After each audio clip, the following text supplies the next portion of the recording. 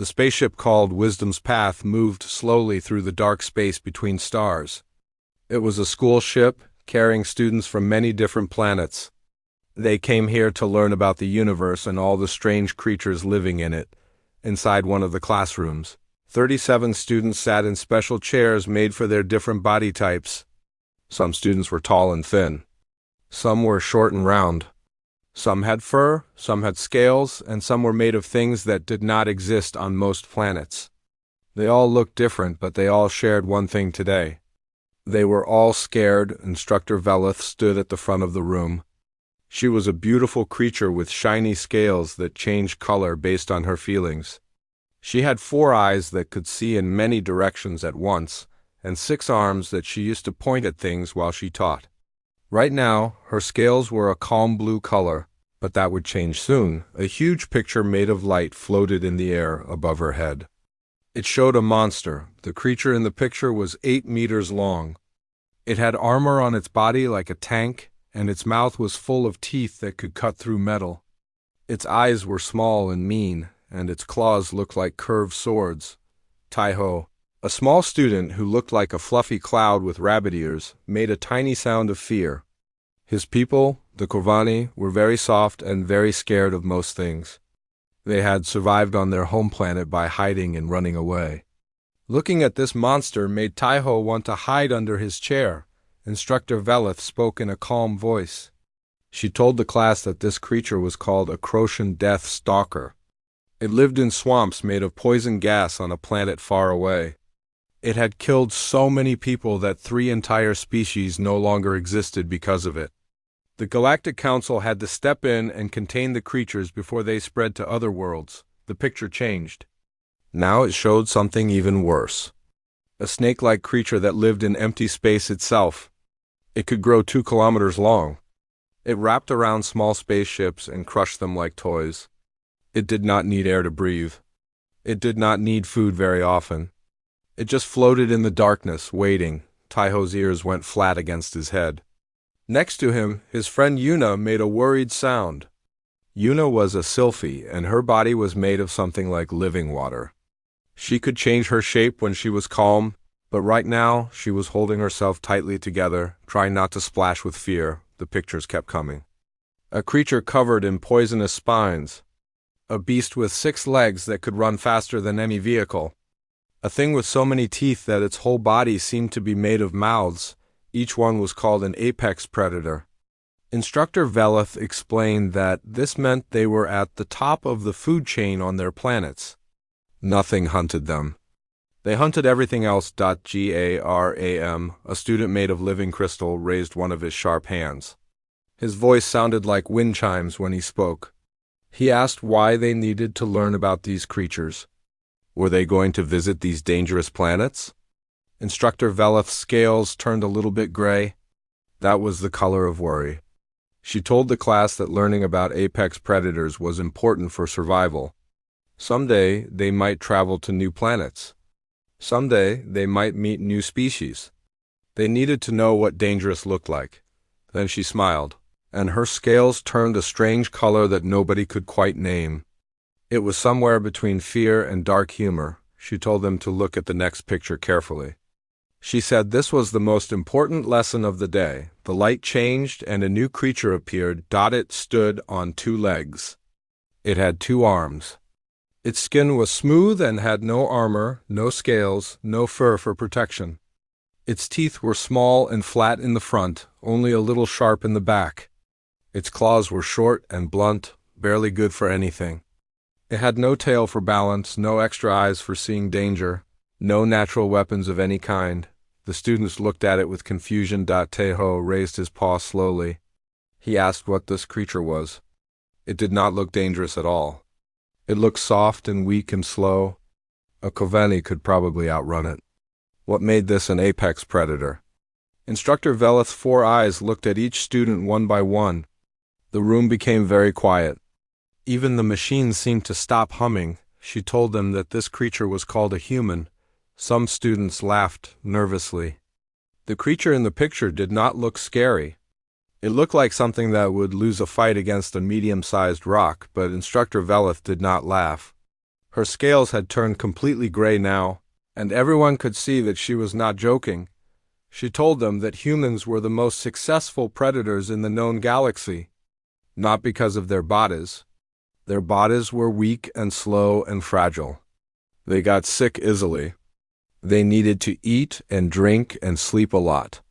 One good hit could break their bones, but none of that mattered, because humans did not fight with their bodies. They fought with their minds.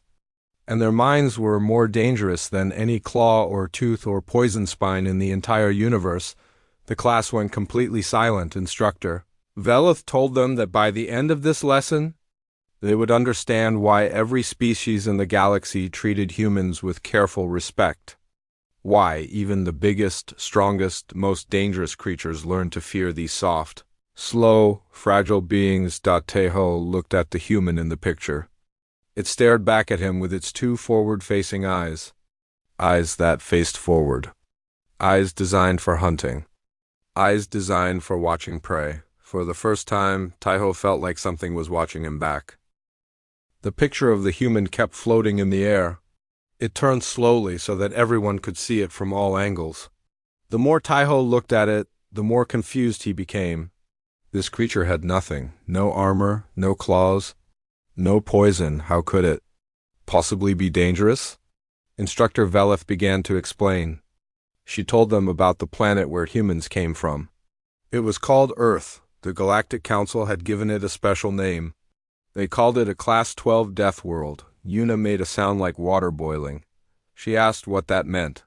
She had never heard of a death world before. Instructor Velith's scales flickered between gray and pale white. She explained that planets were ranked by how dangerous they were. Class 1 was a safe planet where life was easy. Class 5 was difficult but survivable. Class 10 was considered almost impossible for life to exist. Earth was Class 12. The students shifted in their seats nervously. Instructor Velith brought up new pictures. They showed the human planet from space. It looked blue and green, almost pretty. But then the pictures changed to show what was really there. 70% of Earth was covered in water, but not safe water. This water was filled with salt that could damage most life forms, and living in that water were millions of predators. Sharks with rows of teeth. Jellyfish with poison so strong it could kill in minutes. Squids bigger than small spaceships. The humans called their ocean beautiful. They swam in it for fun. The land was not better. Instructor Velith showed pictures of Earth's different areas. Deserts where the temperature could cook a Corvani alive. Frozen places where the cold could kill in minutes. Jungles full of poison plants, poison animals, and diseases that could eat a body from the inside, and the air itself was dangerous. Earth's atmosphere was 21% oxygen. Oxygen was a corrosive gas. It rusted metal, it made fires burn. Every breath a human took was technically poisonous to many species. Garam's crystal body made a high ringing sound of distress.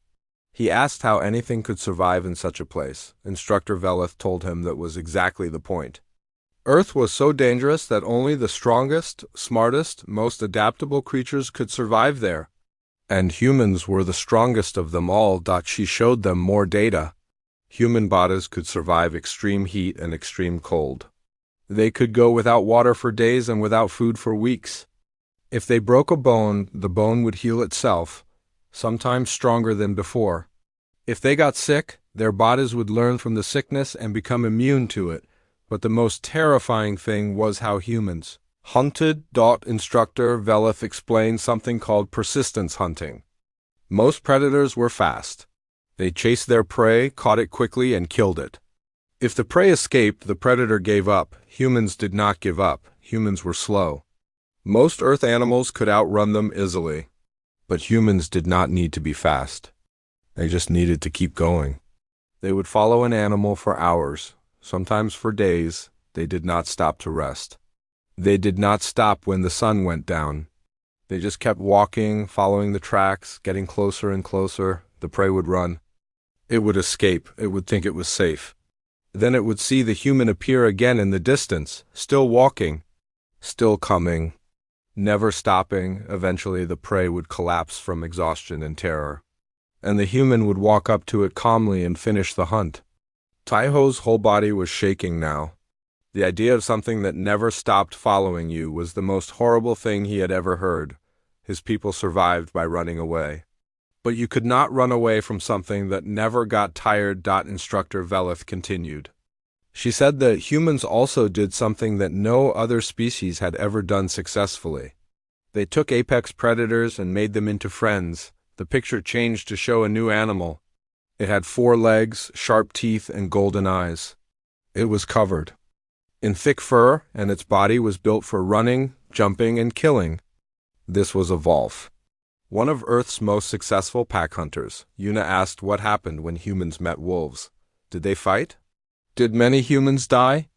Instructor Velith made a sound that might have been a laugh, but it did not sound happy. She told them that humans did not fight the wolves. They fed them, they gave them shelter. They treated their wounds. Over many generations, the wolves changed. They became loyal to humans. They began to protect human families. They slept in human homes. They played with human children. Humans turned their competitors into their allies.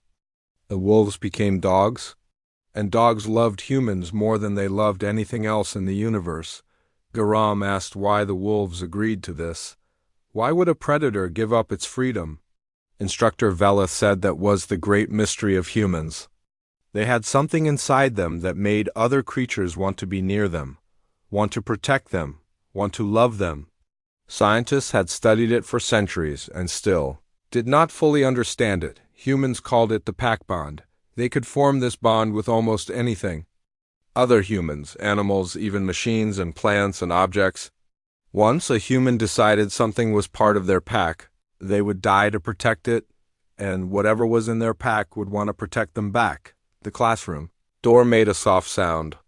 Everyone turned to look. A human was standing there. Instructor Velith's scales went completely white. The human who walked through the door was not very tall. She was shorter than most of the students in the classroom. Her skin was a warm brown color like tree bark after rain. Her hair was black and pulled back from her face. She wore the simple gray clothes of the ship's repair workers. When she looked at the class, she smiled. Taiho saw her teeth. They were white and even, and there were a lot of them. His brain told him that smiling meant friendly.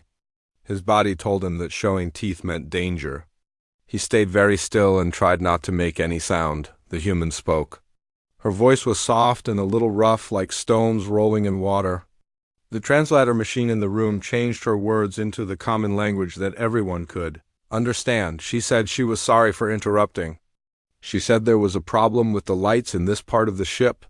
She asked if she could check the power box on the wall. Instructor Velith's scales slowly changed from white to pale blue.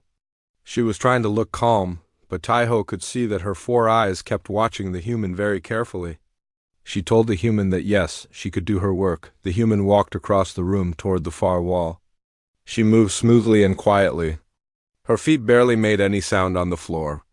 Taiho noticed that she walked on the front parts of her feet, like a hunting animal ready to run or jump. Her eyes moved constantly, looking at everything in the room, seeing everything. Half of the students watched her with fear. The other half watched her with confusion. A few tried to look at their study screens instead, but they kept glancing back at her. Taiho's curiosity was stronger than his fear. His people were very curious even when they were scared. It was what had helped them survive and learn on their dangerous home planet. Before he could stop himself, he raised his paw. The human turned to look at him. Her eyes were brown, like dark wood, and they focused on him with complete attention. Taiho felt like a small bug being examined by something much bigger. He asked his question quickly before he lost his courage. He asked if it was true that her species had made friends with apex predators. The human's face changed. Her eyes got brighter. Her smile got wider. The corners of her mouth pulled up, and small lines appeared around her eyes. The translator said this was an expression of happiness. She said yes, absolutely, it was true. She asked if he was talking about dogs. She said dogs were the best thing that had ever happened to her species. She said she had one of her own. Yuna's watery body rippled with surprise. She asked the human if she meant that she kept a predator in her home. Right now? As they spoke, the human laughed. The sound was sudden and sharp, like a bark. Several students jumped in their seats. Taiho's ears went flat, then slowly came back up when he realized she was not attacking. The human reached into her pocket and took out a small device. She pressed something on it, and a picture appeared floating in the air.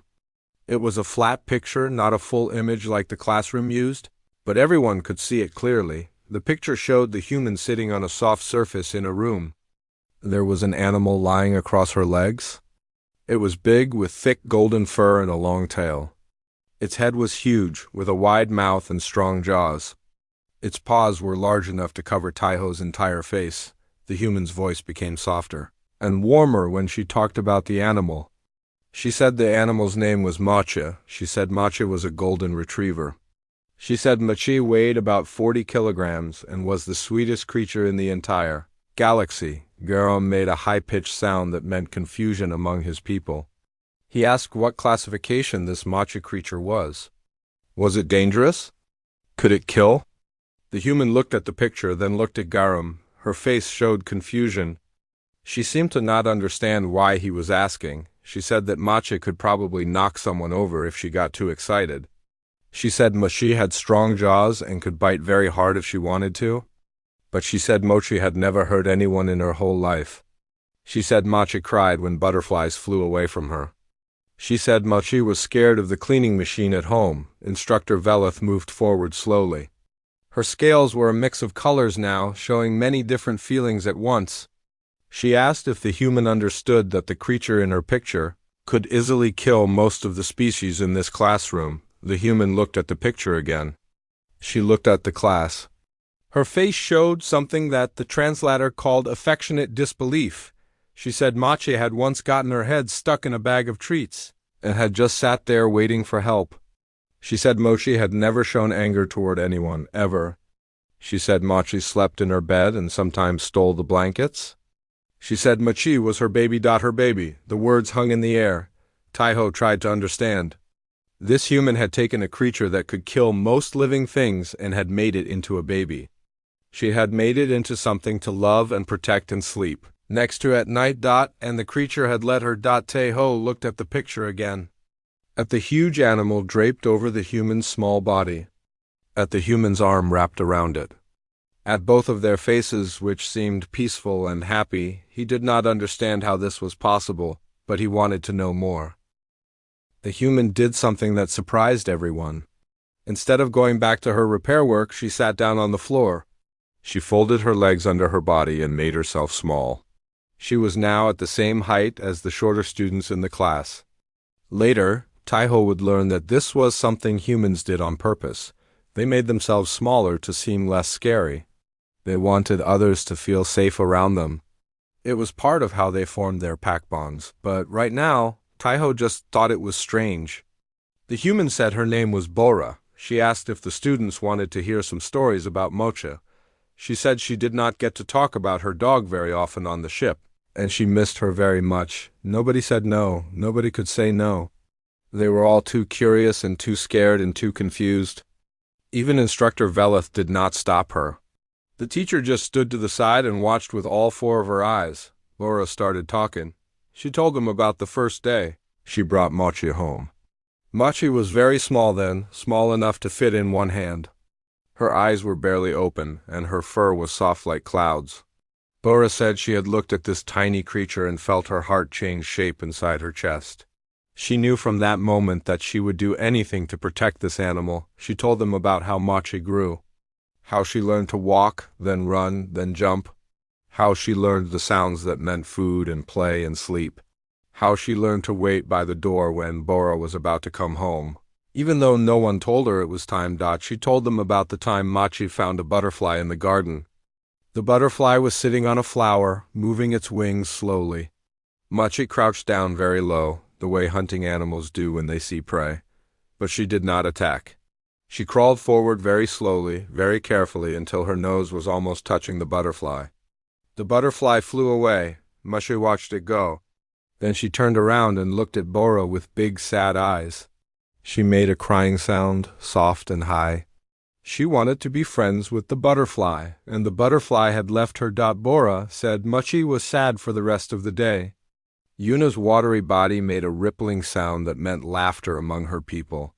She said she could not believe that a predator would want to make friends with an insect.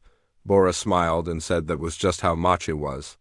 She told them about the crow that visited their garden. It was a big black bird with shiny feathers and clever eyes. The first time it came, Mochi barked at it, but Bora told Mochi to be nice. So the next time, Mochi just watched it. After a few weeks, something amazing happened. Mochi started leaving some of her food outside for the crow.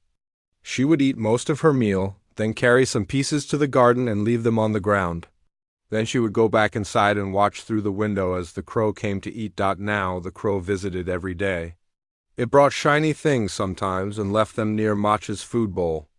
Mochi collected them like treasures. Garam's crystal body chimed with wonder. He asked if this was normal for Earth predators. Did they often share food with other species? Bora thought about it for a moment. She said that dogs were special because they had lived with humans for so long. They had learned to love the things humans loved.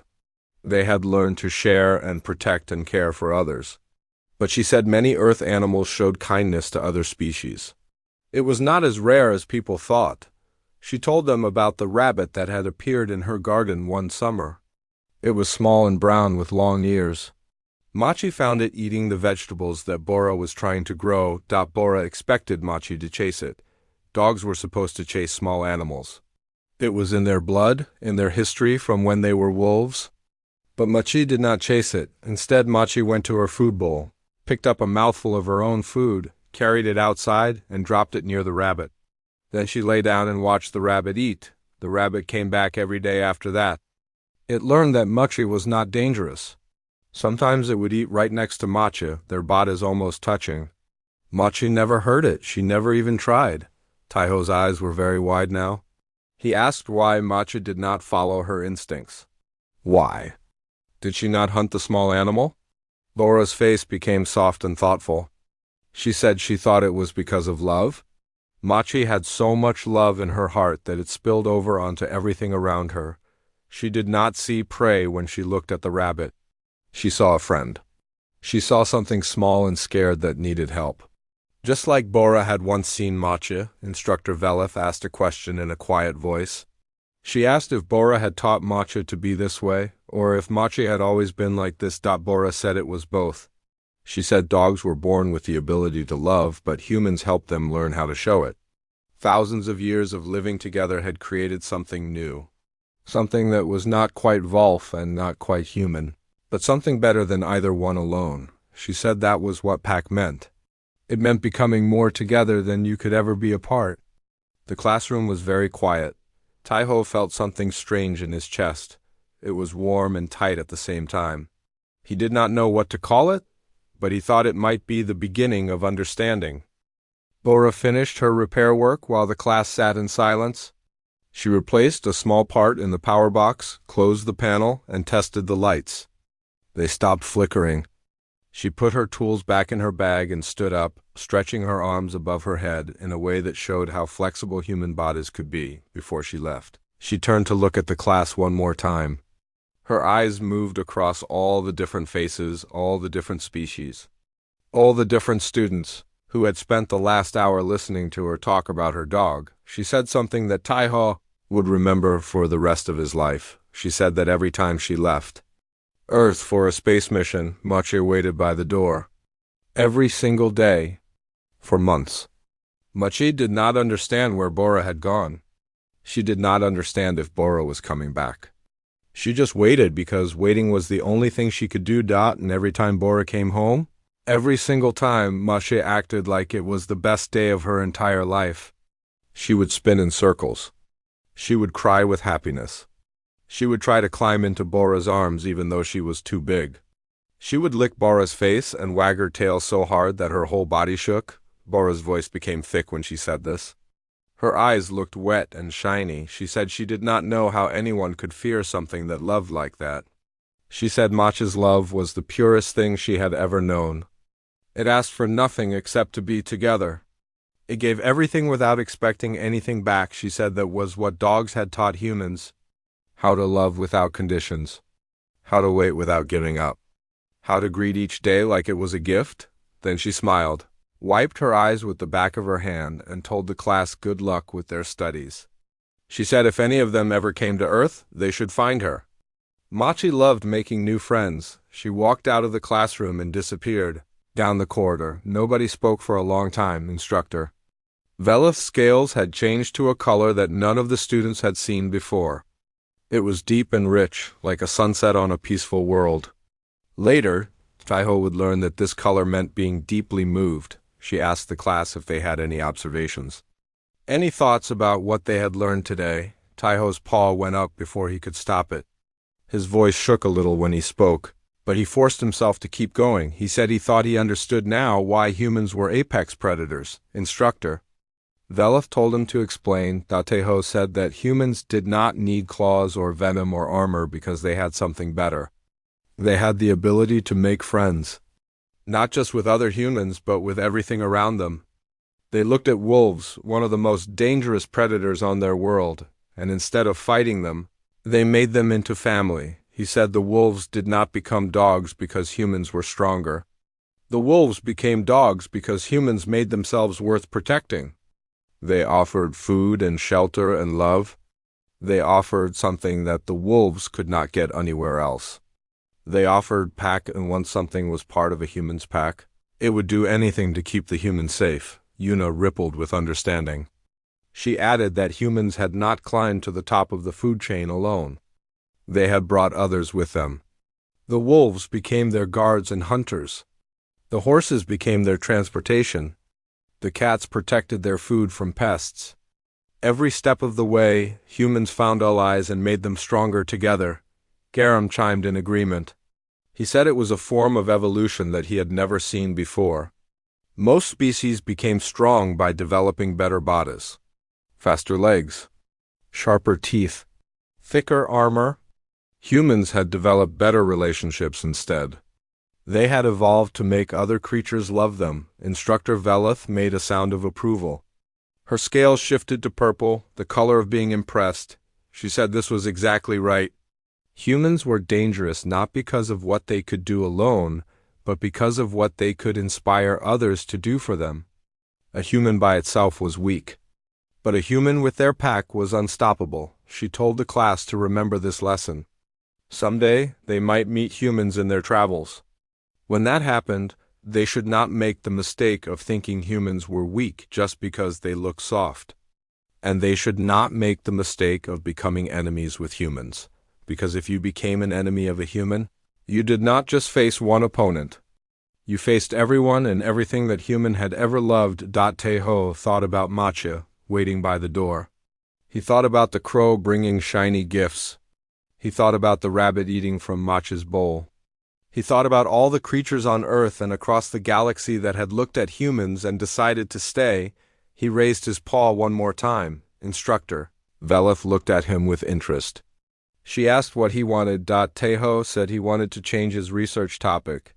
He had been studying predator behavior, but now he wanted to study something else. He wanted to study human pack bonding and how it could help different species work together. Instructor Veleth's 4 eyes blinked slowly. She said that was either the bravest or the most foolish choice she had ever heard. Taeho's whiskers twitched in the Corvani expression of a smile. He said he thought that was exactly what the first Wolf had thought about the first human. Look what they had become together. The class ended, and the students filed out of the room. But something had changed in all of them. They walked a little differently now. They looked at each other a little differently. Somewhere on the ship, a human named Bora was going back to her work, thinking about her dog waiting at home. And 37 students from 12 different species were thinking about what it might mean to be pack.